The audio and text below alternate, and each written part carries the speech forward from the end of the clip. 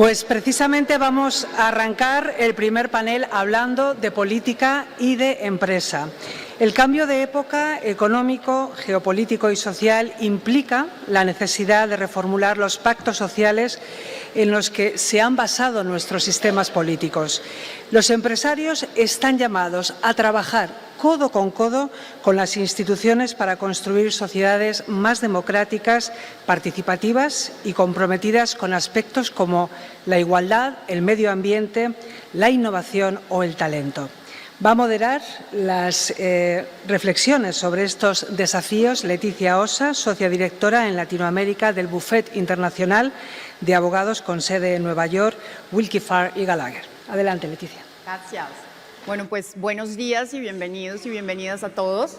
Es de verdad un panel de lujo para discutir un tema muy interesante que es la política sí importa. Ayer hablamos bastante de la importancia de las relaciones y de verdad un compromiso entre el sector público y el sector privado. Hablamos de la importancia de crear empleos, hablamos de la importancia de cerrar brechas de tecnología y hoy vamos a justamente poder discutir más de estos temas con unos panelistas que van a poder compartir sus experiencias en estos diferentes puntos. Bueno, pues empecemos. Dionisio Gutiérrez Mayorga, presidente del think tank latinoamericano Fundación Libertad y Desarrollo y presentador del programa semanal de televisión Razón de Estado, que se transmite a todo el continente americano por NTN 24, es miembro además del Consejo Latinoamericano de la Universidad de Georgetown y miembro del Consejo del Decano del Harvard Kennedy School. Aparte de todo, vamos a tener la oportunidad de compartir todos sus años de experiencia, más de 32 años como presidente corporativo de una multilatina. Así que gracias por estar aquí. Guillermo Dietrich, emprendedor, empresario y político. En el 2018 comenzó su actividad política con la creación del G25, un espacio que es puente entre el sector privado y el sector público, justamente, y ha sido responsable del tránsito y transporte de la ciudad de Buenos Aires y ministro de Transporte de la Nación. Carlos Díaz Rosillo, educador, administrador, empresario y estratega político, comunicador público y exalto funcionario del gobierno. Es el director fundador del Centro Adam Smith para la Libertad Económica y también ha trabajado en los niveles más altos del gobierno de los Estados Unidos desempeñando varios cargos.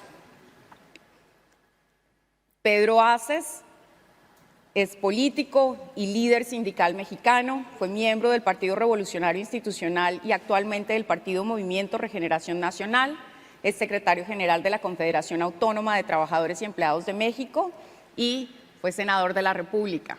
Bueno, con este panel excepcional empecemos un poco a discutir sobre el estado actual. Dionisio, en la región acabamos de pasar por un ciclo de elecciones, de cambios de liderazgo. Estos cambios han generado incertidumbre, tenemos una polarización enorme en varios países, bueno, es una polarización además mundial. Brevemente, comparta por favor su experiencia, su opinión sobre el estado actual de la democracia y cómo además las empresas y el sector privado pueden contribuir justamente para generar un clima de estabilidad y poder contrarrestar, digamos, un poco la polarización que se ha generado. Leticia, muchas gracias, colegas. Buenos días a todos. Qué gusto estar acá. Pues vamos a ver, lo primero que hay que celebrar es el cambio de rumbo político en España. Yo creo que el hecho de que hayamos tenido los resultados que se tuvieron en España, donde hubo un rescate de ese rumbo político en España, que es tan importante para América Latina, pues nos da una idea de la oportunidad que tenemos también en América Latina.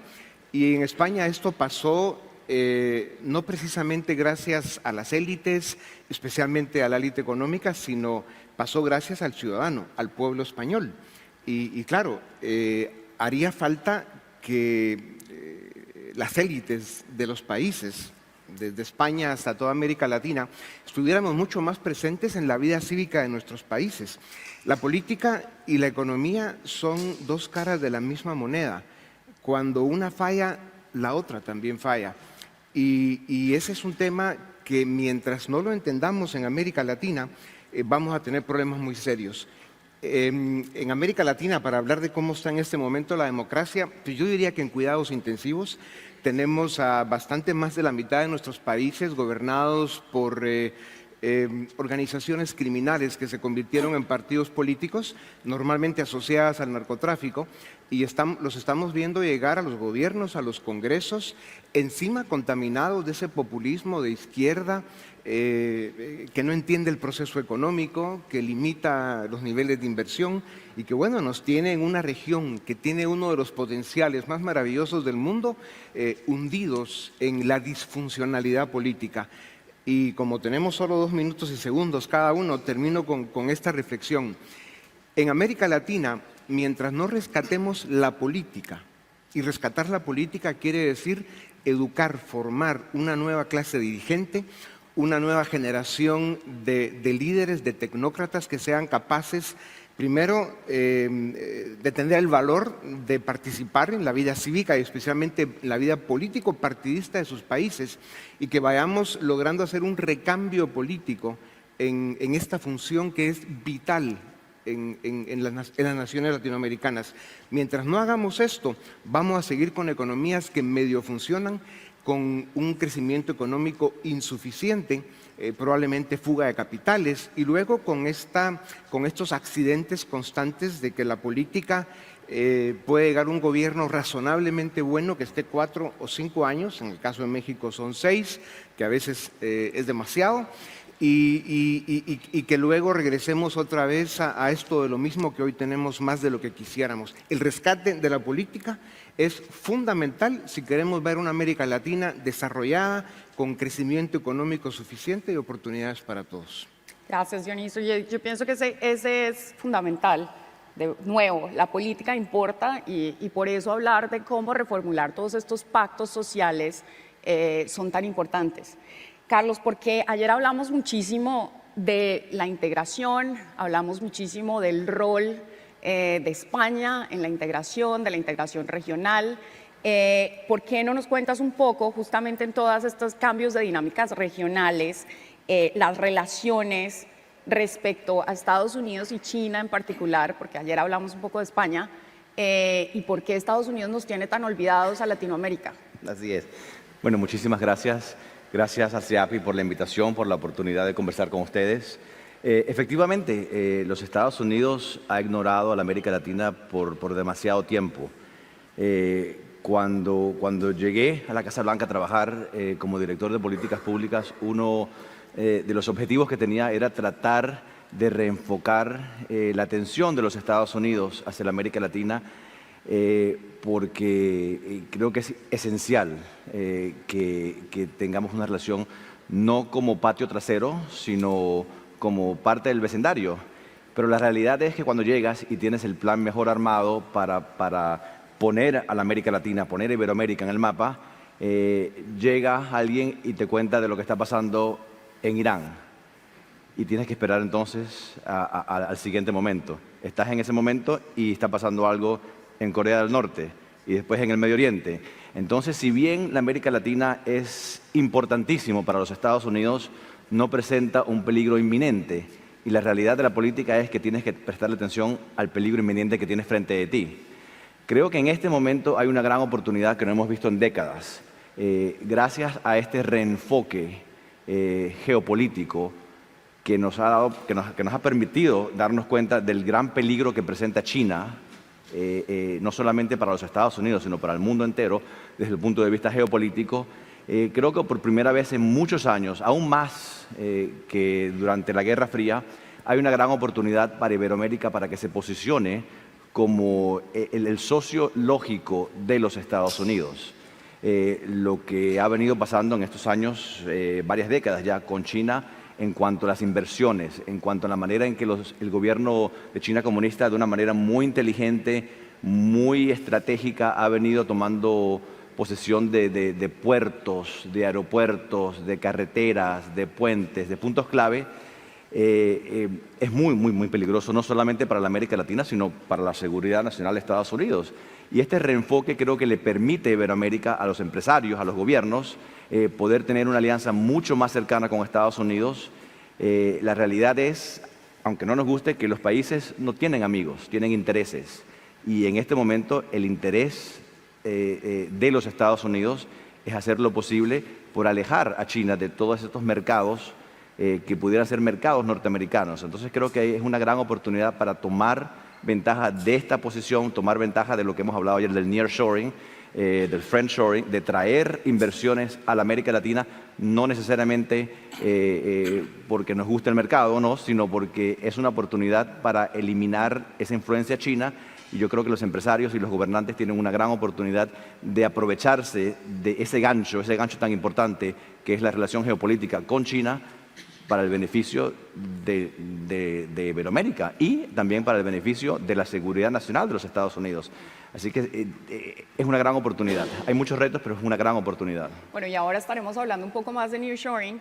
¿Tú crees que va a haber un cambio respecto, bueno, las elecciones se acercan en Estados Unidos, ¿crees que podría haber un cambio que digamos, ponga en riesgo esa voluntad de acercarse más a Latinoamérica? Absolutamente, tiene que haber un cambio. Yo he sido muy crítico de esta administración actual en los Estados Unidos, que ha ignorado totalmente Latinoamérica, y en los pocos casos donde no los han ignorado, se han acercado a los gobiernos que son precisamente los menos amistosos para los intereses de Estados Unidos. El gobierno de Cuba, el gobierno de Nicaragua, el gobierno de Venezuela. Así que sí, creo que tiene que haber un cambio y lo va a haber en parte por este gancho que comenté, porque lo que están haciendo los chinos, repito, es muy peligroso y es una gran oportunidad. Los Estados Unidos ha dejado un vacío que ha llenado de una manera muy lógica, muy inteligente, muy estratégica China, y creo que en un nuevo gobierno va a haber un cambio importante hacia la América Latina porque tiene que haberlo. Gracias, Carlos. Bueno, pasemos ahora un poco, cuando hablamos de elecciones, ahora, bueno, ChatGPT, Artificial Intelligence, estamos hablando de todos estos cambios digitales, de esta innovación tecnológica y se nos olvida a veces un poco hablar de la desinformación y cómo justamente todos estos nuevos medios, lo cual además nos permiten, digamos, unos cambios importantes, como también generan unos retos significativos. Guillermo, ¿por qué no nos compartes un poco como en eso, cómo crees tú que podamos manejar los desafíos que se están presentando? Bueno, estuve tentado, Leticia, a armar mi speech con ChatGPT, te digo. Bueno, gracias Nuria por la invitación, felicitaciones y gracias a todo el staff de SEAPI por la tremenda organización. Hay mucha gente trabajando atrás de esto que generalmente no la vemos. La primera vez que estoy acá, estoy impactado de la calidad del evento, de la calidad de los participantes, de la diversidad de los distintos países. Ayer estuve escuchando gran parte de las ponencias, todas muy interesantes. Se habló, como bien dijiste, del rol del empresario creando trabajo y se insistió mucho sobre eso. Se habló del rol del empresario en la responsabilidad social empresaria. Contaron el caso de Punta Cana, en República Dominicana, de cómo generar bienestar para su gente, para su comunidad. Habló un empresario mexicano, si no me equivoco, que decía de la necesidad de influir en los gobiernos para que no ataquen los intereses de las empresas. Pero no se habló de una cosa que para mí es la más importante. No se nombró una palabra que es la que está atrás de todas estas discusiones, que son las creencias. Si nosotros no trabajamos sobre las creencias de la población, de la sociedad, de las personas con las que convivimos, podemos hacer todo esto. Podemos ser sumamente exitosos, como fue Chile, bajando la pobreza de 40 a 6%, o Perú de 50 y pico a 20 y pico %, y los gobiernos van a representar intereses opuestos a estas cosas que vemos. Y el problema de los intereses opuestos a estas cosas que vemos no es por las empresas, sino que es por la gente. La que sufre los populismos de izquierda son las personas que pierden la oportunidad de desarrollarse, que pierden la oportunidad de progresar. Estamos insertos en una batalla cultural. Hay un ejército que está dando esta batalla y peleándola en todos los centímetros de la cancha, en todos. Y la van ganando. Y nosotros, en muchos casos, ni siquiera vemos que estamos dentro de una batalla. Seguimos pensando que la forma es influir en gobiernos, que no digo que no haya que hacerlo, pero eso es la consecuencia, no la causa de los problemas que tenemos. Claramente, como dijo Dionisio, y yo me involucré en política por eso, hay que renovar, hay que regenerar la gente y la forma de hacer política. En la función pública tenemos que tener gestores, gente que pueda hacer transformaciones y no políticos que en muchos casos lamentablemente son corruptos y no tienen ninguna capacidad de gestionar. Todo eso hay que hacerlo. Pero si no damos esta pelea de las creencias, vamos a ir perdiendo el partido 6-0, 6-0, 6-0. Y acá hay un tema que vos me lo habías planteado cuando chateamos, es cómo impacta todas estas nuevas tecnologías. Esto es cada vez más importante por las nuevas tecnologías. Hay un libro de lectura obligatoria del 2018 que se llama New Power, dos autores, Heymans y Timms, que dice que el old power, el viejo poder, es currency, moneda, y el new power, el nuevo poder, es current, corriente. Hoy no son más las personas, no son más las instituciones, o no son más las instituciones, son movimientos. Y nosotros tenemos que crear movimientos atrás de estos valores que estamos convencidos y que son los mejores para la gente. Termino con un par de cosas. Un ejemplo, Argentina, pandemia, todos nuestros países la pasaron mal, copiamos las mismas estrategias del mundo desarrollado con países con mercado informal de trabajo, un desastre lo que se hizo en muchos de nuestros países.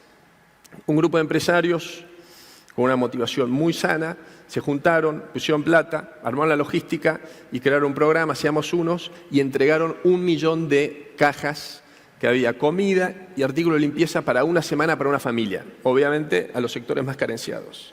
Un gran amigo estaba dentro de ese proyecto y le digo, quiero ver la carta que están mandando con la comida, ¿no? Estás haciendo un bien, estás llegando a la casa de las personas en un momento que lo necesitan, tenés una enorme oportunidad de comunicar. No, no hay carta. ¿Cómo que no hay carta? No dicen quiénes son, ¿por qué lo hacen? Esa misma persona que le está llegando la caja, quizás mañana está saqueándote tu supermercado porque cree que vos sos el causante de sus problemas. Bueno, finalmente hubo una carta. Mandaron la carta. La carta era totalmente lavada. No habla de nuestras creencias, de nuestros valores, de por qué hacemos esto. Porque eventualmente podría ser políticamente incorrecto. El políticamente incorrecto está haciendo que tengamos esta realidad de gobiernos en Latinoamérica que atentan contra el progreso, que atentan contra el desarrollo de la gente. Bueno, Guillermo, gracias. Yo pienso que el tema de la comunicación, que justamente lo resaltas, es supremamente importante para poder llegar, obviamente, a las ideas que queremos transmitir. Y bueno, uno de los temas que está de moda, y como lo discutíamos antes, ha existido siempre, ahora le ponemos una palabra, digamos, y hay circunstancias debido a la pandemia que lo han desarrollado más, es el nearshoring. Y de los países en América Latina que más lo están impulsando, que más están creando estas oportunidades para poder desarrollarlo, es México. Así que, Pedro, ¿por qué no nos cuenta un poco qué piensa justamente de las políticas que se están desarrollando y de cómo el nearshoring puede transformar a México? Muchas gracias, Leticia. Muy buenos días a todos. Nuria Vilanova, muchas gracias por esta oportunidad hoy de podernos expresar aquí en la cuna de mis raíces, que es España. Yo soy hijo de madrileña, orgullosamente mexicano. Represento a la Confederación Autónoma de Trabajadores y Empleados de México, la confederación más grande de nuestro país, pero también la más moderna. Soy hijo de un empresario, por eso no hay tanta congruencia en ser sindicalista y venir de ser hijo de un reconocido empresario mexicano. Elegí porque creo en las cosas, creo en las causas, y creo que el mundo está cambiando y tenemos que adecuarnos hoy a los movimientos que hay en todo el mundo y copiar todo lo bueno de cada país, de cada región. Por eso estos foros son sumamente importantes y el poder alternar con personalidades como Dionisio, como Guillermo, como Carlos, es muy reconfortante. México hoy vive un momento histórico. A México le va a ir bien, pero no podemos confiarnos de nuestra vecindad con los Estados Unidos. Hoy México está preocupado por tener una mano de obra calificada, que es lo que necesitan las empresas que están llegando a nuestro país. Tenemos la obligación de cuidar a las empresas. Yo siempre he dicho, y lo sigo diciendo hoy aquí en Madrid, que debemos de reconocer a todo aquel empresario que arriesga su capital por crear fuentes de empleo. El sindicalismo antiguo que en México dominó durante muchos años hoy está mermado, por no decir está en fase terminal. Hoy ya casi 3 años de haber firmado con los Estados Unidos y con Canadá el tratado trilateral entre los 3 países de libre comercio, nos da la oportunidad de ese nearshoring. Necesitamos abrir la energía en México. Siempre he hecho yo esa petición y he levantado la voz. Las empresas necesitan tener energía para poder conectar sus líneas de producción. Tenemos que tener mano de obra calificada en todo momento. Siempre he dicho, y hoy también aquí lo comento, ¿por qué no reorientar, hacer una reingeniería con los jóvenes? ¿De qué te sirve hoy sacar de una facultad de medicina 600 dentistas? Si de esos dentistas solo 40 o 50 van a poner un consultorio, ¿de qué nos sirve en México hoy sacar 800 abogados? Si no todos van a poner un despacho, van a andar manejando un número, van a andar de meseros. Entonces tenemos que buscar una reingeniería para ser ingenieros, para que los jóvenes, mientras estén estudiando, vayan preparándose para en el momento que salgan, estén definidos en una línea para que las empresas transnacionales, que son bienvenidas a México. México es un lugar que le da la bienvenida. Ya no es el México de antes donde los sindicatos te paraban y no te permitían poder trabajar. Entonces hoy, a 3 años de esa firma, de ese convenio, a mí me da mucho gusto hoy compartirles, como senador de la República, presenté la reforma del siglo, que yo así le llamo en México, que es la libertad. Hoy los trabajadores tienen libertad de poder elegir con qué sindicato quieren estar, no solo pensar ni discernir, también votar libremente por quién los va a dirigir. Hoy en México tenemos que armonizar los factores de la producción de la mano de los empresarios. Los empresarios son amigos de los trabajadores, los sindicatos no son enemigos de los empresarios. CATEM hoy tiene 1,182 sindicatos de todas las modalidades en el país, en las 32 provincias, como se le llama allá, ya son estados de la República, y todos los empresarios son siempre bienvenidos, reconocidos. México es un lugar neurálgico hoy para la productividad y vamos juntos, como también lo dijeron aquí, por una mejor productividad, no solo para México, para el país número 1 consumidor del mundo, que son los Estados Unidos. Yo creo que todos los latinos, todos los iberoamericanos tenemos que ir unidos para que lo que le duela a un país le duela al otro y conjuntamente todos los que hablamos esta lengua tan hermosa que es el castellano podamos salir juntos adelante. Gracias, Pedro. Justamente ayer hablábamos de eso, de la creación de empleos. Jaime Gilinski hizo mucho énfasis en eso, Luisa Trajano también, justamente en todos estos aspectos de diversidad. Entonces hablemos un poco de todo el tema de ESG y, por ejemplo, de la responsabilidad medioambiental de las empresas. Obviamente ahora el cambio climático es una realidad, hay cambios por hacer y cómo el sector privado se está comprometiendo y cómo se puede comprometer más para apoyar estos cambios, Dionisio. Bueno, si los pronósticos sobre el cambio climático son reales, vamos tarde. Si la realidad va a ser peor, ya la molamos, va a estar bravo. El problema que tiene el mundo con este tema es que, dada su magnitud y el impacto que va a tener lo que estamos ya sintiendo para las futuras generaciones, el compromiso es insuficiente, claramente. Y luego está la dimensión que es la dimensión de la realidad. Una transición rápida a un funcionamiento de las sociedades, de las industrias, de la forma en que nos transportamos, pues tiene un costo económico y esto también tiene costo político. Entonces, por un lado, hay un discurso demagógico, hay mucha hipocresía, hay muchas reuniones, muchos eventos y muchas convenciones sobre el tema del cambio climático, pero todo lo que se dice y lo que se ofrece y se promete no está sucediendo en la vida real. simple y sencillamente porque hay realidades que no lo permiten. Una de ellas, como ya dije, es el costo económico y luego el tema político. Cómo los políticos ganan o pierden votos en función de cuánto empujen ese tema. Y luego hay otro capítulo de la discusión del cambio climático y tiene que ver con que es uno de los temas que ha agarrado el campo de la ideología política. Es un tema que se ha ideologizado.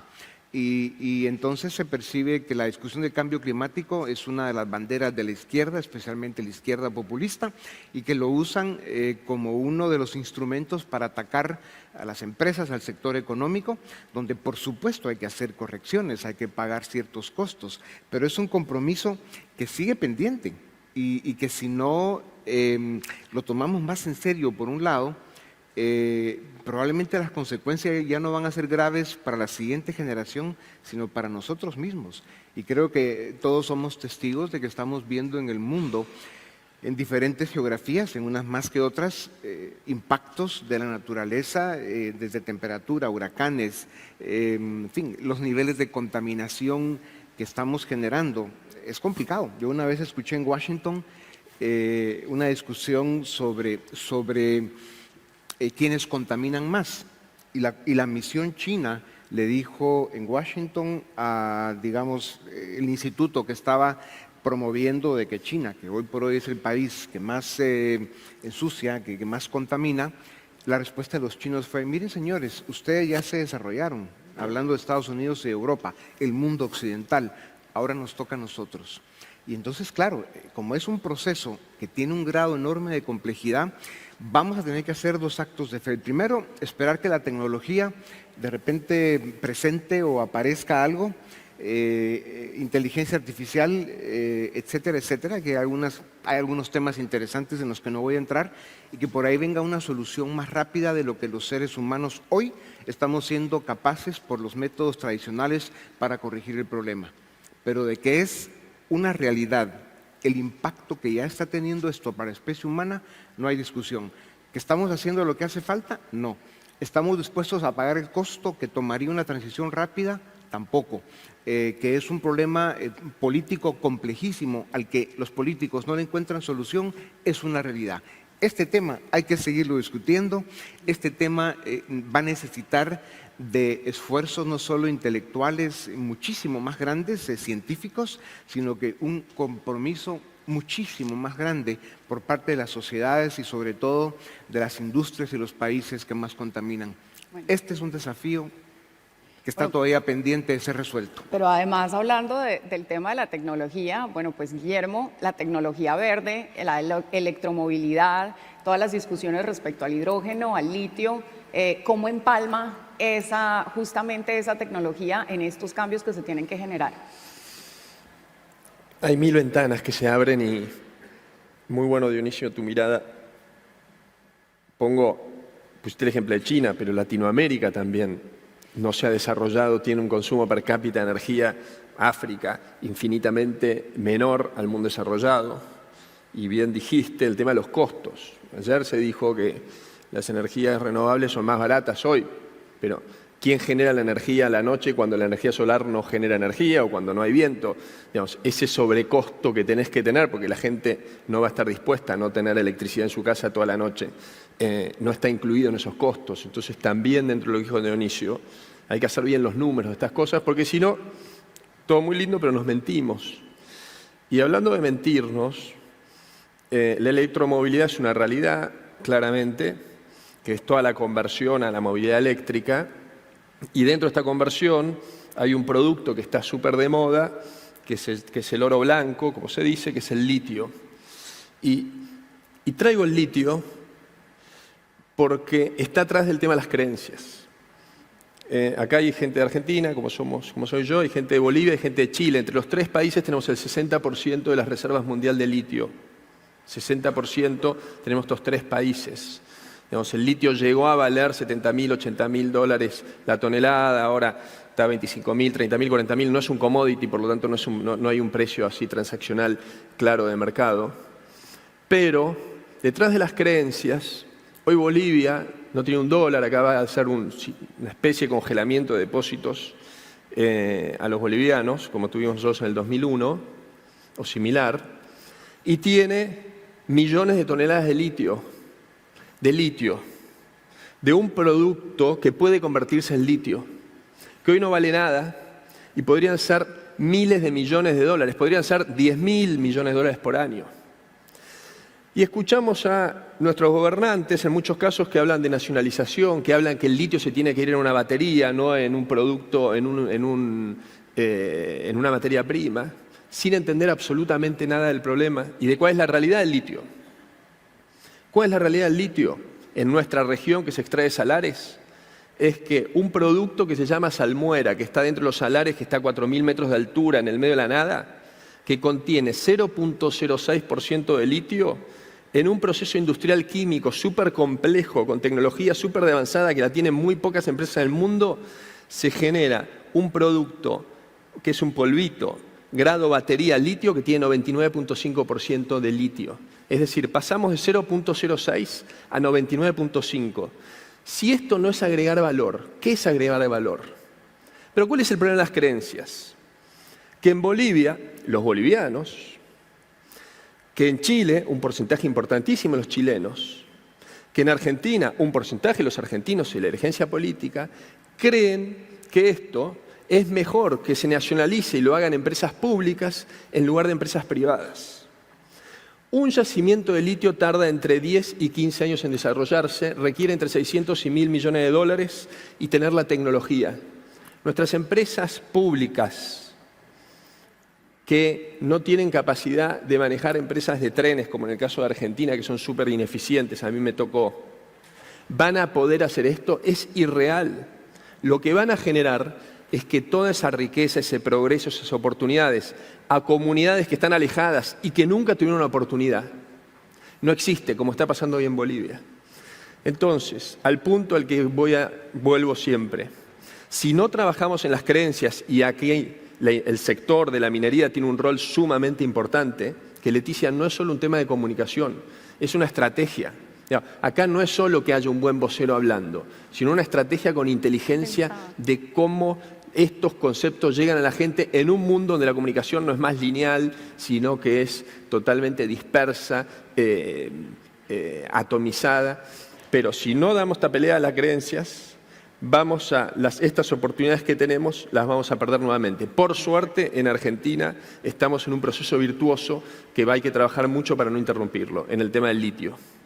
Bueno, pues gracias. Como igual el capital humano es lo más importante, Pedro, ¿por qué no hablamos? Porque además ya nos estamos quedando cortos de tiempo. Justamente la pandemia generó desempleo, crecimiento de la informalidad, brechas salariales. ¿Qué podemos hacer? ¿Qué está haciendo México? ¿Qué políticas se están implementando justamente para combatir esto, para remediar este tema de desigualdad? Bueno, hoy en día en México estamos trabajando en la paridad de género y en impulsar a los jóvenes. En México se vivía dentro de un sistema en el ámbito de la productividad, en el ámbito laboral y sindical, de gente muy mayor, que no había ciclos en las secretarías generales de los sindicatos. Siempre eran los mismos hasta el día de su muerte.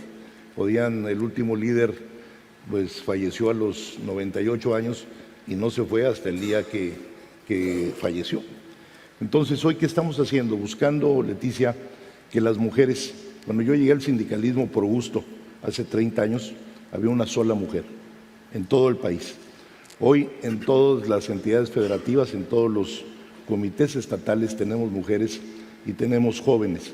El promedio hoy en CATEM es de 40 años en los líderes. Hay en 11 provincias, 11 dirigentes mujeres, y eso es muy importante porque estamos dando un paso al cambio. Yo decía, ahorita que escuchaba yo hablar de la revolución industrial 4.0, de la inteligencia artificial, de la robótica, de la mecatrónica, pues hoy los jóvenes son los que mejor le entienden a todo ese tipo de cosas que están llegando y que a lo mejor hace 10 años ni siquiera nos las imaginábamos en nuestra vida. Entonces tenemos que impulsar a los jóvenes, tenemos que darles paridad a las mujeres en igualdad de términos, porque yo siempre he creído que la mujer, mucho más que el hombre, se pone la camiseta en el tema que yo conozco, que es el de la productividad. Entonces, en México estamos haciendo eso, lo vemos muy bien, lo ve la gente muy bien, el armonizar los factores de la producción con el empresariado, el buscar que haya un sistema tripartita que no se pierda con los gobiernos de los 3 niveles, con los gobiernos municipales, con los gobiernos estatales y con el gobierno federal. Yo siempre he dicho que más allá de partidos políticos, hoy que estamos en un foro de política, pues te guste o no te guste, cuando alguien es presidente, uno desde su trinchera tiene que poner lo mejor de sí, porque si le va bien a un presidente, le va bien a un país. Si le va mal a un presidente, le va mal a un país. Y lo mismo es a un presidente de una provincia o a un gobernador de un estado. Si no le va bien a ese gobernador, no le va a ir bien a esa entidad federativa. Lo mismo con los municipios. Entonces nosotros, los trabajadores de México, los 7 millones de trabajadores de México que pertenecen a nuestra confederación, damos lo mejor de nosotros, no importando quién gobierne. Buscamos las causas, ¿sí? Buscamos que a México le vaya bien, y hoy lo vuelvo a repetir como lo dije anteriormente, a México le va a ir bien porque estamos preparados para recibir a las empresas. México es un país tan grande como lo es cualquier país de Latinoamérica. Somos trabajadores, somos la mejor mano de obra del mundo. Y yo invito hoy aquí a todos los empresarios que están aquí, presidentes de las compañías, que tengan confianza en México, que sigan invirtiendo en México, porque México les abre las puertas a todos por igual y los recibe siempre con una sonrisa y con el corazón en la mano. Gracias, Sean todos Pedro. bienvenidos a México. Gracias, Pedro. se Carlos. está- Perdón, Pedro se está llevando las inversiones de todos los países de Latinoamérica, ¿eh? Así que vamos, Bueno, a Carlos, traerlo a Pedro también a Argentina para que haga sindicalismo Último allá. minuto, Sí. frase de optimismo, porque SEAPI se caracteriza por ser optimista. Este es la época de América Latina, de Iberoamérica. Totalmente, mira, totalmente. Momento de optimismo, momento de aprovechar las oportunidades. Se habla mucho de la polarización en Estados Unidos, pero no solamente en Estados Unidos. En todas las sociedades democráticas donde los ciudadanos pueden elegir a sus líderes, hay polarización. Y esa polarización puede ser muy negativa, obviamente, puede generar que las diferentes personas no puedan entenderse, no puedan comunicarse, puedan pensar que porque tengamos ideologías diferentes no vamos a poder a conversar y buscar soluciones juntas. Pero también es una gran oportunidad de hacer entender a los políticos que han sido extraordinariamente ineficientes en entender que la riqueza de un país está en el sector empresarial, que la innovación viene del sector privado. Y el sector privado también tiene que entender que esas ideas no van a llegar al gobierno solamente porque sean mejores. Hay que haber una integración y el sector privado tiene que entender que no puede haber un desarrollo integral, un desarrollo económico verdaderamente real si ambas partes no se unen. Creo que esta polarización es una gran oportunidad que hay que aprovechar. Bueno, pues gracias, listos para aprovechar esas oportunidades y para seguir discutiendo todas las que se vienen. Muchas gracias. Gracias.